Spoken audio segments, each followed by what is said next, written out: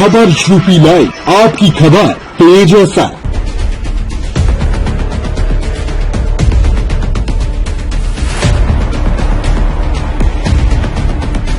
विकास के नाम पर सरकारी धन की किस तरह से बर्बादी होती है, आज हम आपको उत्तर प्रदेश के गांव-गांव में चल रहे एक योजना की पड़ताल में समझाएंगे।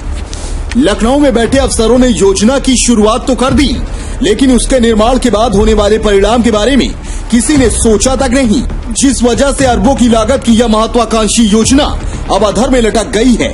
स्वच्छ भारत मिशन के तहत गांव-गांव में शौचालय का निर्माण तो पिछले कई सालों से हो ही रहा है, लेकिन इस योजना के तहत हर गांव में अब नए तरीके से सार्वजनिक शौचालय बनाने की शुरुआत हुई। मुख्यमंत्री योगी की टीम बैठी, योजना बनी और हर जिले में अरबों रुपए बजट के तौर पर भेज भी दिए गए। बस्ती में भी 1200 गांव में सार्वजनिक शौचालय बनाने की योजना की शुरुआत हुई, लेकिन इस योजना में सबसे बड़ी जो कमी थी, वजह थी कि सार्वजनिक शौचालय प्राइमरी या परिषदीय स्कूलों में ही बनाए जाने थे। अब सवाल यह उठता है कि आखिर गांव के लोगों के प्रयोग के लिए सार्वजनिक शौचालय को सरकार के प्राइमरी स्कूलों में बनाने के पीछे क्या मंशा थी? क्या बनना था और क्यों रुक गया है परिसर के अंदर? ये सामुदायिक शौचालय का निर्माण हो रहा था और शासन से आदेश आया तो इसके तहत काम रोक दिया गया। आपको लगता है कि औचित्य विहीन था ये शौचालय परिसर के अंदर बनना गांव के लोगों के? विद्यालय परिसर में तो सामुदायिक शौचालय होना ही नहीं। तो जब निर्माण शुरू हुआ तो फिर इस पे आपत्ति नहीं आप लोगों के द्वारा कराई गई थी? नहीं, हम लोग आपत्ति कैसे कर सकते हैं जब प्रधान जो है आदेश लेकर आए हैं और हम लोगों को सूचना देनी थी। हम लोग विद्यालय के हैं तो हम लोगों ने अपने विभाग के अधिकारियों को सूचना दे दी, उच्चाधिकारियों को सूचना दे दी। अब वो अगर उन्हें उचित लगता है तो आगे काम होता। अभी इसका क्या मतलब रह गया जो आधा अधूरा निर्माण हो गया है? ये तो उच्चाधिकारी तय करेंगे।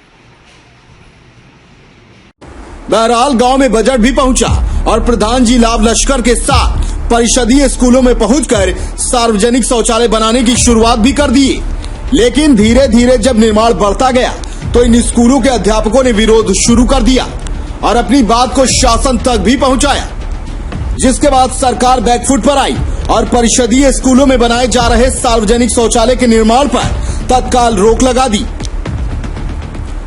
बावजूद इसके अभी भी बस्ती के कई स्कूलों में सार्वजनिक शौचालय का निर्माण हो रहा है।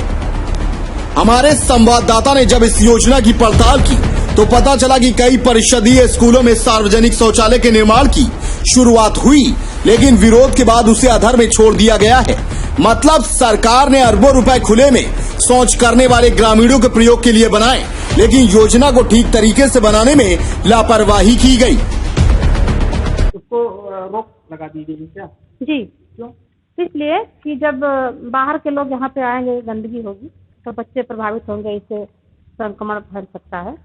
तो आपको लगता है कि ये सरकार की जो योजना है ये औचित्य विहीन है, इसका कोई औचित्य नहीं है प्राइमरी स्कूलों के अंदर बनाने का, बाउंड्री के अंदर? जी, ये तो इसका कोई औचित्य बनता ही नहीं है यहाँ पर बनाने का, क्योंकि बच्चे प्रभावित होंगे, यहाँ जो टीचर्स हैं वो प्रभावित होंगे, इससे और भी असामाजिक भी यहाँ पे दिक्कत आ सकती है।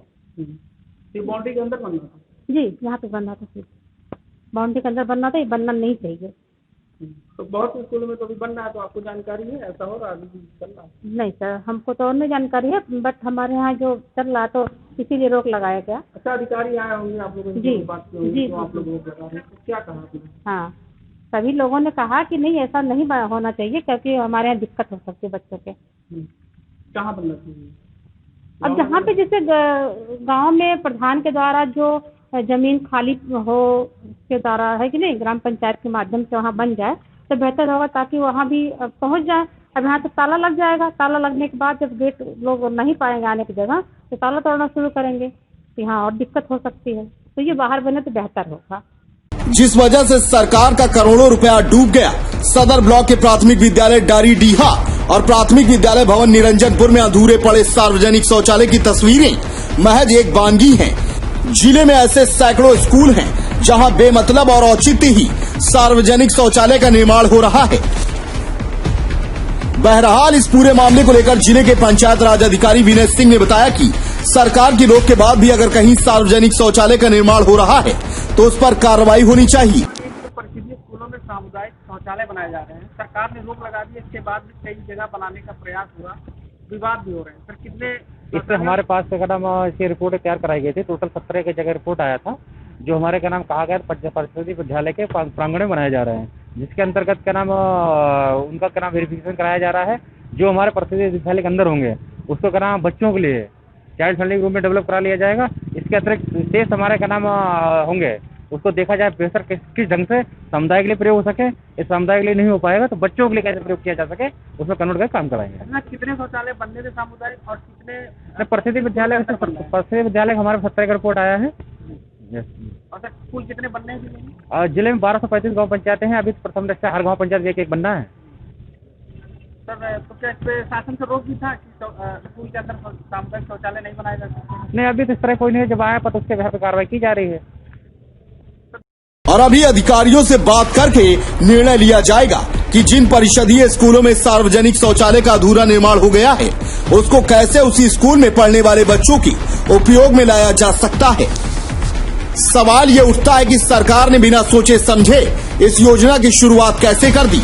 आखिर जबकि परिषदीय स्कूलों में बाहरी लोगों का प्रवेश वर्जित है तो क्या सोचकर सार्वजनिक शौचालय का निर्माण स्कूलों के अंदर कराए जाने का आदेश दिया गया। अधिकारियों के दिमाग में यह क्यों नहीं आया कि प्राइमरी या परिषदीय स्कूलों में पढ़ने वाली बेटियां या छोटे बच्चे सार्वजनिक शौचालय में ग्रामीणों के आने जाने से प्रभावित होंगे।